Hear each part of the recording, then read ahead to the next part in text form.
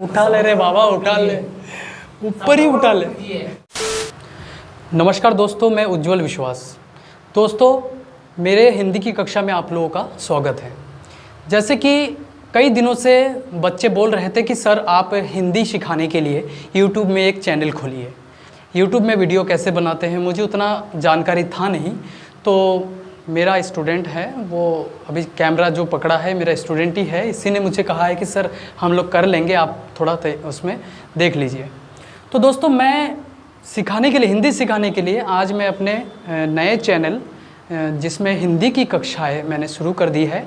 कई सारे कोर्स हैं, कई सारे कंपटीशन का एग्ज़ाम है जिसमें हिंदी के 30% भाग जो है वो हिंदी का होता है। तो मैंने सोचा कि क्यों ना सारे कंपटीशन की तैयारी के साथ बच्चों के लिए ये जो नॉर्मल आपका व्याकरण है इसको भी मैं उसके साथ पढ़ाऊँ। जो क्लास 10th हो या 12th हो या किसी भी स्टैंडर्ड का बच्चा हो, और चाहे वो एमए में हो, बीए में हो या कोई भी पीएचडी नेट की तैयारी कर रहा हो, नेट जेआरएफ की, सीटेट यूटेट से लेके किसी भी कंपटीशन का, तो मैं सारा जो हिंदी का पार्ट है वो मैं अपने चैनल से आप लोगों को सिखाऊंगा। तो आज मैं अपना जो पहला वीडियो लेकर आया हूँ वो मैंने शुरू किया है अलंकार से, कि अलंकार किसे कहते हैं। अलंकार शब्द हम लोग बचपन से ही पढ़ते हुए आ रहे हैं, सभी कक्षाओं के बच्चे जो है इसको पढ़ते हैं और ये कंपलसरी भी है। अलंकार आखिर इतना महत्वपूर्ण क्यों है, अलंकार का मतलब क्या है? तो दोस्तों, जैसे कि मैंने इसमें लिखा है कि काव्य की शोभा बढ़ाने वाले तत्वों को अलंकार कहते हैं। काव्य की शोभा मतलब जिस चीज़ का हम लोग डेकोरेट करते हैं उसको अच्छा दिखाने के लिए, देखने के लिए, तो उसको अलंकार कहते हैं। चाहे हम लोग सजते हैं, संवरते हैं, मेकअप करते हैं, जैसे लड़कियां मेकअप करती हैं तो वो उनका अलंकार है। जैसे हम अपना वस्त्र पहनते हैं, अलग अलग वस्त्र धारण करते हैं, वो हमारा अलंकार है। तो काव्य का भी एक अलंकार होता है, काव्य की शोभा बढ़ाते हैं। काव्य पढ़ने पर जो मन में आनंद उत्पन्न होता है या कोई भी चीज़ उत्पन्न होता है, भाव उत्पन्न होता है, तो उसके अंदर हम अलंकारों का प्रयोग करके उस चीज़ की शोभा बढ़ा सकते हैं हम। तो पहले हम जानेंगे कि अलंकार, तो अलंकार मुख्यतः 3 प्रकार के होते हैं। अलंकार मुख्य रूप से 3 प्रकार के, पहला जो है शब्दालंकार, दूसरा अर्थालंकार और तीसरा उभय अलंकार। तो दोस्तों, जैसे कि नाम से पता लग रहा है कि शब्दालंकार क्या है, काव्य में शब्दों की शोभा को बढ़ाते हैं उसको शब्दालंकार कहते हैं। दूसरा अर्थालंकार, जो काव्य में जो अर्थ है उसका अलंकार, उसकी शोभा बढ़ाते हैं तो उसका अलंकार हो गया अर्थालंकार। अब तीसरा जो है उभय अलंकार। उभय अलंकार ये दोनों, चाहे वो शब्द हो या अर्थ हो, ये दोनों की शोभा बढ़ाते हैं तो इसको उभय अलंकार कहते हैं। ये नीचे ये उभय अलंकार है, ये दोनों अलंकारों से मिलकर ये उभय अलंकार बना है। तो दोस्तों, नेक्स्ट है, हम पढ़ेंगे कि पहले जो नंबर में शब्द अलंकार है वो क्या है। शब्द अलंकार मुख्यतः 4 प्रकार के होते हैं।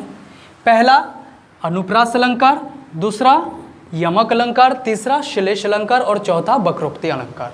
ये 4 मुख्य अलंकार जो है ये शब्द अलंकार के अंदर आता है।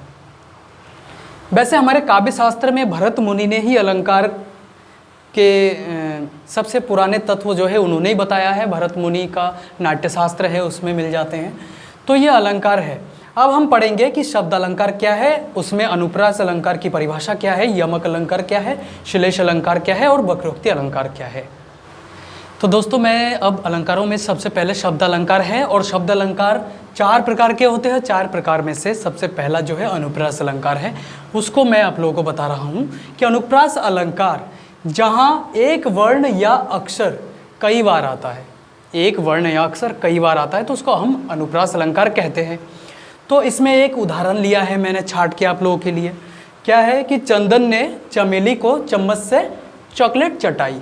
अब यहाँ पर आप देख सकते हैं कि कैसे जो है ये अक्षर बार बार आ रहा है यहाँ पे, तो इससे ये जाहिर होता है कि ये अनुप्रास अलंकार है।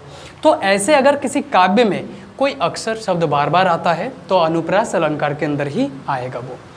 तो इसके आगे अनुप्रास अलंकार को मुख्य रूप से इसको भी 5 प्रकार से बांटा गया है।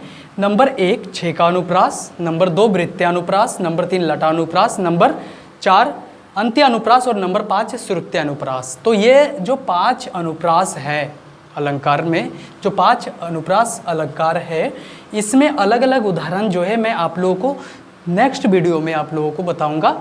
आज के लिए बस इतना ही है। अगर आप लोगों को मेरा ये वीडियो या आप लोगों को मेरा हिंदी का ये कक्षा आपको पसंद आए तो आप लोग शेयर कीजिए इसको। उठा ले रे बाबा, उठा ले, ऊपर ही उठा ले। तो दोस्तों पहली कोशिश है मेरी आप लोगों के सामने हिंदी सिखाने का। अगर आप लोगों को ये कक्षा पसंद आती है तो आप इसको सब्सक्राइब कीजिए, लाइक कीजिए और शेयर कीजिए।